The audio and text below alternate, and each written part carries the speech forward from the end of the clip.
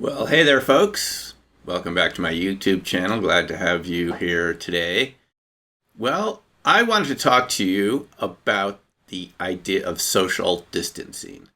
We're in a very sort of special circumstance on the planet right now. Obviously, there's been a global outbreak, a pandemic of a virus. And a lot of people that I've seen recently are kind of in a panic mode, and they're feeling like it's, very dangerous situation. They feel, threatened, and it's understandable to feel like that. But there's another way to look at it, and I think it could be advantageous to you, which is actually how to make the most of the situation we're in, specifically social distancing. We're told to stay farther away from people than we normally would be, not to get together.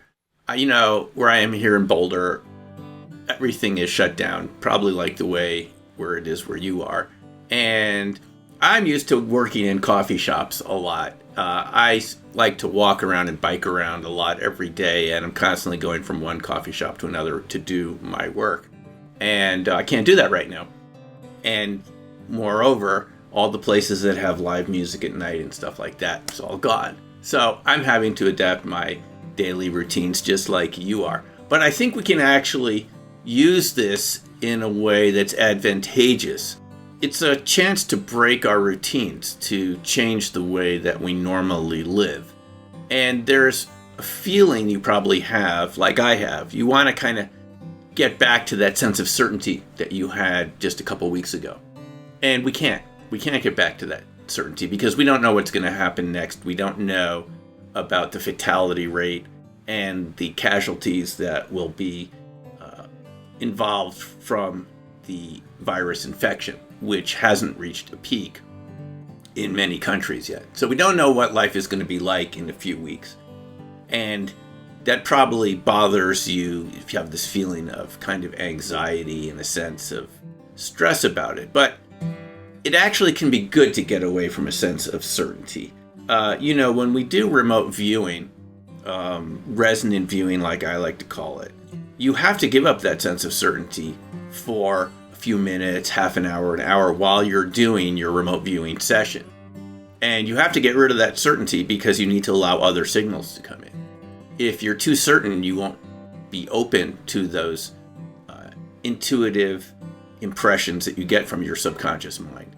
And you won't be able to actually do remote viewing. So we actually deliberately give up uncertainty when we're doing a viewing session. And actually, the paradox of RV is that the more uncertain you are, usually the better your session is, usually the more accurate the data.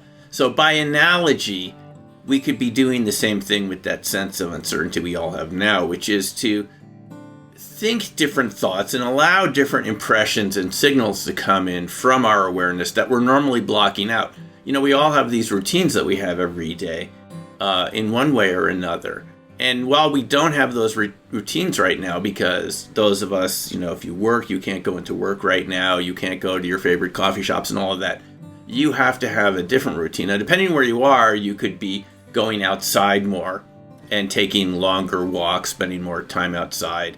If you're in an urban area, you're probably going to feel a lot more confined to an apartment or wherever you live. But the main thing is we can change our awareness wherever we are and think bigger thoughts and feel bigger feelings. A number of years ago, I wrote a book called Planetary Intelligence. And the whole point of planetary intelligence was to get away from this short-term thinking that we've been so conditioned to believe is the only way to do things, right? More, bigger, faster, more efficient. We can see where that leads. If things are too quick and they're too efficient, it also leads to very efficient virus spread, right? That's not necessarily a good thing.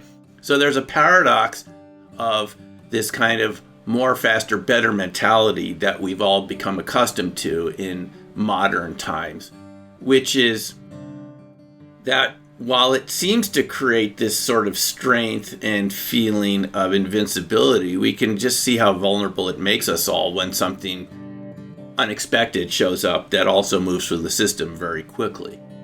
And so the point of planetary intelligence, the reason I wrote it, is it's really good every day to take some time just to put your mind on a bigger perspective, to perceive bigger things about this universe that we live in and the multiverse.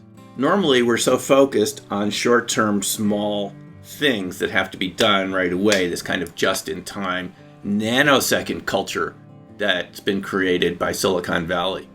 And we think that we have to do it faster, we have to absorb more information, and it creates information overload. Now, you might be feeling information overload right now because you're watching the news and you're looking at the internet while the internet's still working. We hope it stays working. But to check things that often can create a sense of overload that has a tendency to obliterate our sense of timeless awareness and a sense of being part of a bigger, vast universe. Multiverse is the way I like to think about it. And to realize that we live on a planet which is moving through space in all different directions at once, the solar system and the galaxies and all that. We kind of lose that larger awareness of being part of something really big. Not just our social settings, but a kind of planetary setting. And I think this sort of crisis that we're in can lead us to pay more attention to our relationship to the planet, our relationship to nature, our relationship to animals, and take a little time to slow down and reflect on that, and reflect on all the implications, to reflect on all of the impacts that we have on the planet in ways that we're normally not paying attention to. And specifically, how do we relate to nature? How do we relate to other animals? And if we're not paying attention to it, can it lead to some negative consequences like we're seeing now? So the main thing is to not panic right now, to relax a little bit. We have time now, which we may never have again. If you find yourself in a situation where you have a lot more time all of a sudden and you can't do the things that you normally do, you could use that to create new patterns, new thought experiences, and even spiritual experiences where you realize that we're part of this larger ecosystem. And we need to respect it too. We need to respect our ecosystem. We need to respect the animals and plants that we're around. We just can't take these things for granted. We've had this mechanistic mindset where we just see everything as this usable commodity that we can just use up and throw away and use up and throw away. We've had this mentality for decades now. It comes with it comes with industrialization. And I think we can see now that if you just treat everything in this mechanistic way, you're going to be missing some things that are really important. And this situation we're in right now allows us to look at all these different things, not just that's immediately in front of us, but the kind of the bigger picture. And that's really the point of planetary intelligence, to focus on the bigger picture, to slow down and realize that you, your mind, your body, and your spirit have a relationship to the larger universe, to the planet, to the ecosystems that we're a part of, and that we are those ecosystems. We are the planet. We're an expression of the universe. And so I would recommend that right now, instead of kind of going along with this general sense of panic that we see around us, or you might see around you right now, to kind of take a step back, take a deep breath, and do things that you normally don't have time to do, and to reorient your mind to see the bigger picture. When we do remote viewing, this is something that happens to you pretty much in every session. You have to let go, and your ego doesn't like it. Your ego conscious mind wants to keep control, but it can't do it. It can't do this non-local type of perception that we get with RV. You actually have to get out of your own way. So you could be using this situation right now to take a break. And I, just like you, I'm probably, you're watching the news, you're reading as much as you can. There's nothing wrong with that, but you should take some time off from that too every day to expand your mind, expand your awareness, think different thoughts, and see if you're getting some sort of perception of other things that you could be doing, other activities, other relationships, and things that could also be helping you in the long run.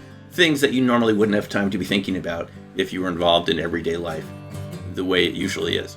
So if you're practicing social distancing right now, the main thing would be to not only distance yourself physically from other people in a very helpful and preventative way to prevent the spread of the virus, but you could be distancing yourself from other social thoughts that you don't find helpful, that you don't find useful, that are really a type of baggage that really isn't advancing you in your life anymore. So social distancing doesn't just have to be a negative thing, a thing that makes us feel lonely or frustrated or separated from the pack.